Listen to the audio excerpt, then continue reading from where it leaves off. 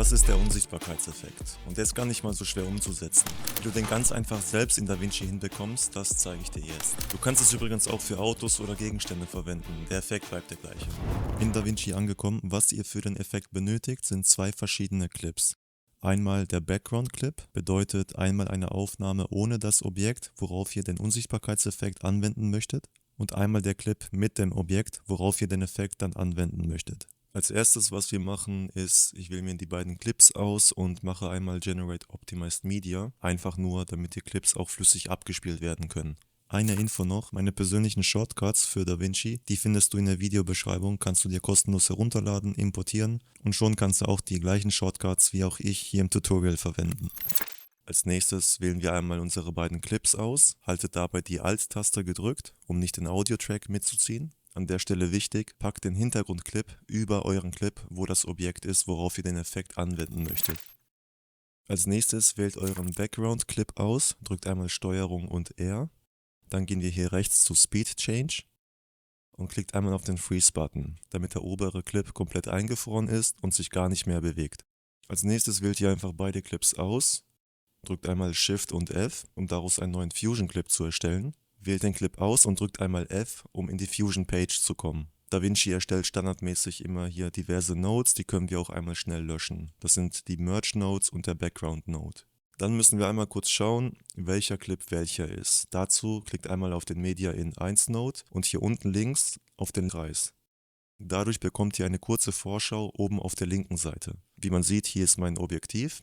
Entsprechend benenne ich dann jetzt hier den Clip mit F2 und nenne das Objektiv. Der untere, schauen wir auch nochmal nach, ist der Hintergrundclip und den benenne ich dann entsprechend mit Background. Als nächstes verbindet ihr euren Background-Node mit Media Out 1. Stellt hier sicher, dass bei Media Out 1 unten der rechte Kreis angeschaltet ist, damit ihr eine Vorschau oben rechts bekommt. Dann wählt ihr einmal euer Objektiv-Node aus, packt es auf die linke Seite, drückt einmal STRG und Leertaste und sucht nach Magic Mask. Wählt Magic Mask aus, den packen wir uns einmal auf der linken Seite. Dann öffnet ihr den Inspector-Tool, zieht einmal eine Linie über das Objekt, welches ihr tracken möchtet, beziehungsweise worauf ihr den Effekt anwenden möchtet. Klicken einmal auf Better für besseres Tracking und dann trackt ihr das Ganze einmal. Das kann einen guten Moment dauern. Sobald das fertig getrackt ist, klickt einmal unten auf euren Background-Node, STRG und Leertaste und sucht nach Displays. Wählt Displays aus und dann verbindet ihr euren Magic Mask Node mit dem Displays Node. Dann packen wir uns einmal den Displays Node auf der linken Seite zur Vorschau, wählt den Displays Node aus und rechts im Inspector Tool setzen wir einmal die Refraction Strength auf 2. Light Power dagegen müsst ihr nur ganz leicht erhöhen. Hier habe ich festgestellt, dass meistens bis ca. 0,2 plus minus der Effekt am besten aussieht, aber hier könnt ihr einfach rumexperimentieren, was für euch persönlich am besten aussieht. Dann stellt sicher, dass euer Displays 1 Node ausgewählt ist und erstellt einen Merge Node.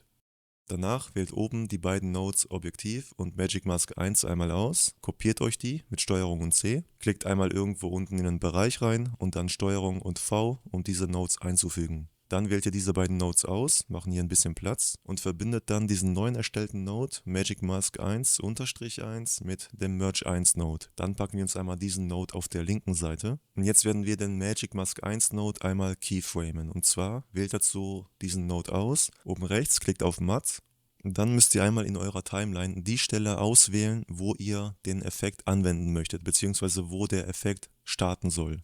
Ich wähle hier den 20. Frame aus, dann geht ihr einmal oben rechts bei Erode, keyframet das Ganze einmal und jetzt wählt ihr aus, wie lange der Effekt stattfinden soll. Kann schon gut einige Frames sein, ich wähle hier den Frame 50 aus und dann setzt ihr diesen Wert ganz weit nach links. Wie man hier sehen kann, reicht der Wert hier nicht aus, um den Effekt komplett anzuwenden. Das ist allerdings kein Problem, dazu klickt ihr einmal hier auf den Wert rein und könnt manuell Werte eingeben. Hier würde ich euch empfehlen, immer Step by Step die Werte zu vergrößern. Ich fange mal hier mit 0,2 an. So, jetzt ist der Effekt schon mal komplett angewendet. Allerdings kann man das Ganze noch ein bisschen optimieren. Dazu klickt einmal mit der linken Maustaste in diesen Wert rein und zieht dabei die Maus nach rechts. Dadurch könnt ihr den Wert noch minimal einstellen und optimieren. Sobald ihr anfängt, das Objekt wieder zu sehen, dann bewegt die Maus wieder leicht nach links, um den Wert zu erhöhen. Und zwar so weit, bis nichts mehr zu sehen ist. So, ungefähr hier. Damit könnt ihr den Wert nochmal etwas feinjustieren. So, und wenn ihr das gemacht habt, dann seid ihr im Prinzip erstmal mit dem Effekt fertig. Schauen wir uns das Ganze einmal im Edit-Tab an. Jetzt wäre der Effekt erstmal fertig. Allerdings kann es sein, dass je nachdem, wie euer Clip aussieht, am Anfang, dass ihr etwas seltsame Verformungen um euer Objekt habt. In meinem Fall ist es jetzt nicht sehr stark zu sehen, aber für den Fall der Fälle zeige ich euch einmal, wie ihr das Ganze fixen könnt. Und zwar wählt dazu einmal euren Fusion Clip aus, geht dann in Fusion Page, klickt einmal auf die kopierte Magic Mask, um die Keyframes in der Timeline zu sehen.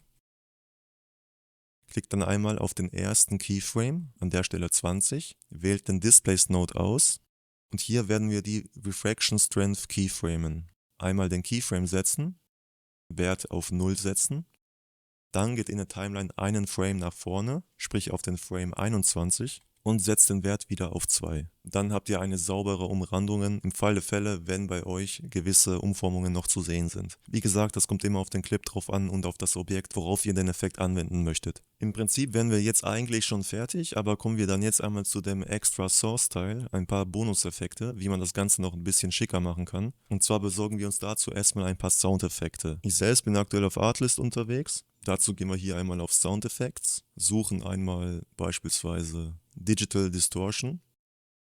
Kurze Vorschau. Der klingt ganz gut. So, den habe ich auch schon bereits vorbereitet und runtergeladen. An der Stelle eine kurze Info. Falls ihr euch entscheidet, auch mal Artlist zu benutzen, benutzt gerne den Link in meiner Videobeschreibung. Dort erhält ihr zusätzlich zu einem Jahresabo nochmal 2 Monate kostenlos. So, neben den Soundeffekten, was wir nochmal zusätzlich machen, ist ein Overlay einbauen. Dazu gehen wir einmal auf Motion Array, suche hier einmal Motion Graphics und hier suche ich beispielsweise nach Film Glitches. Wähle den hier einmal aus. Der sieht ganz in Ordnung aus. Auch den habe ich schon bereits heruntergeladen und vorbereitet. Motion Array ist übrigens eine Plattform, wo ihr nicht nur Grafiken, sondern auch LUTs und weiteres bekommt. Auch hier an der Stelle, wenn ihr euch dafür entscheidet, das mal auszuprobieren, nutzt gerne den Link in meiner Videobeschreibung. Dort erhält ihr 50 € Rabatt auf euer Abo. So, einmal zurück zu DaVinci. An der Stelle habe ich schon mal 2 Soundeffekte vorbereitet und diesen Overlay-Effekt, den wir ebenfalls einbauen werden. Was wir zunächst einmal machen werden, wie man sieht, ist der Effekt jetzt ziemlich linear. Den werden wir jetzt einmal etwas optimieren, damit das Ganze optisch ein bisschen besser aussieht. Dazu öffnet einmal den Fusion Clip in Fusion Page, öffnet oben rechts Spline, wählt einmal eure kopierte Magic Mask aus, beziehungsweise Erode Dilate, vergrößern das Ganze einmal, klickt dann einmal unten in den Bereich rein, drückt STRG und A und S, um dann die Kurven zu erzeugen. Dann wählt den unteren Keyframe aus und setzt den so nach oben. Dadurch haben wir den Effekt, dass der Effekt erstmal langsam stattfindet und schnell aufhört. Um euch das einmal zu zeigen, gehen wir zurück in den Edit-Page. Das Ganze sieht jetzt so aus. Als nächstes müssen wir uns einmal markieren, wo genau der Effekt stattfindet, um genau an der Stelle dann auch den Soundeffekt einzubauen. Dazu gehen wir wieder zurück in die Fusion-Page. Das brauchen wir hier gerade nicht. Schließt einmal Spline, wählt dazu den kopierten Magic Mask Node. Damit ihr in der Timeline die Keyframes seht, klickt einmal auf den ersten Keyframe, geht dann zurück in den Edit-Page und euer Playhead kommt dann automatisch direkt an der Stelle, wo der Effekt beginnt. Die Stelle werden wir uns einmal mit einem Marker markieren, drückt dazu einfach M. Wieder zurück in die Fusion-Page, das gleiche nochmal für den anderen Keyframe, sprich wo der Effekt aufhört. Bei mir die 50. Gehen wir zurück in den Edit-Tab. Der Playhead ist wieder automatisch an der Stelle, wo der Effekt aufhört und setzen das Ganze mit M. So, und jetzt habt ihr nur die Stelle markiert, wo der Effekt stattfindet. Dann nehmen wir einmal den ersten Soundeffekt, packen den in die Timeline, kürzen den etwas, damit er da reinpasst. Und an der Stelle, wo es am lautesten wird, den versuchen wir mit dem zweiten Marker ungefähr gleichzusetzen. Ungefähr hier. So. Den Beginn werden wir noch ein bisschen aussmoothen. So, ungefähr so, bis zum ersten Keyframe. Und das Ganze sieht jetzt so aus.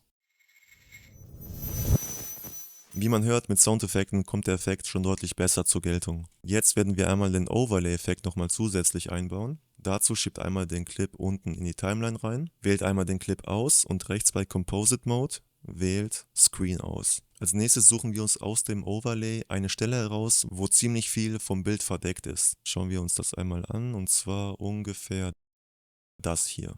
Die Stelle markieren wir uns einmal mit M und setzen den einmal gleich mit dem zweiten Marker. Den kürzen wir ungefähr bis hierhin. Den kürzen wir ebenfalls bis zum ersten Marker. und smoothen das Ganze noch ein bisschen aus bis zum zweiten Marker. Das Ganze sieht jetzt folgendermaßen aus. Mit dem Overlay-Effekt kommt das auf jeden Fall nochmal deutlich besser zur Geltung. Jetzt nehmen wir uns nochmal den zweiten Soundeffekt. Den zweiten Soundeffekt nutzen wir speziell für das Overlay. Dazu packt es einmal unten in die Timeline rein. Und den zweiten Soundeffekt werden wir mit dem zweiten Marker ungefähr gleichsetzen. So. Und das Ganze sieht jetzt folgendermaßen aus. Wie ihr merkt, mit ein bisschen Soundeffekten und Overlays kommt der ganze Effekt deutlich besser zur Geltung, als wenn man den Effekt einfach nur so anwendet. Ich persönlich bin ein großer Fan davon, meine Quellen kennt ihr ja mittlerweile. Wenn euch das Video gefallen hat, lasst gerne ein Like da, abonniert, um up to date zu bleiben und an dieser Stelle bis zum nächsten Video.